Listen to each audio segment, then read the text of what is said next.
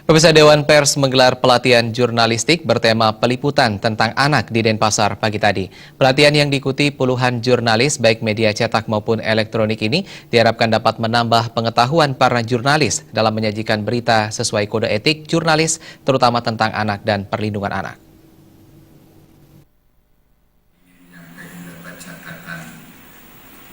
Ketua Dewan Pers Profesor Bagirmanan mengatakan pelatihan jurnalistik ini merupakan bagian dari pembelajaran dan para jurnalis memiliki kewajiban setiap saat meningkatkan kapasitas, peningkatan mutu, dan makin modern masyarakat itu makin banyak yang menjadi objek pemberitaan.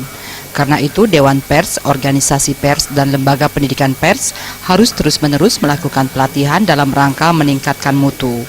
Salah satu objek yang dibahas kali ini adalah anak-anak dan persoalan anak serta perlindungan bagi masa depannya, sehingga penting bagi jurnalis memiliki kemampuan dalam menghasilkan karya berharga dalam penulisan berita, terutama persoalan anak, sehingga tidak menghancurkan masa depan anak.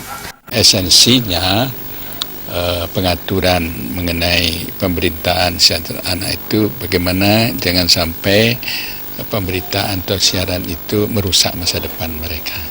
Kita punya kewajiban untuk menyiapkan masa depan mereka.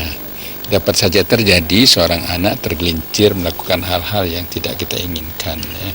Tetapi kewajiban kita untuk mengembalikannya sehingga dia menjadi orang yang berguna di masa depan.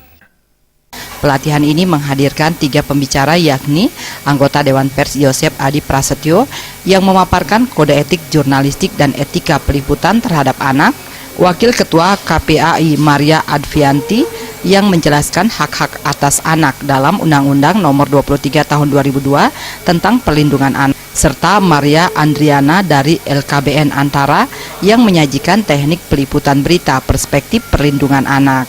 Perawidya dan Surya, Bali TV. Balai Banjar Kelodar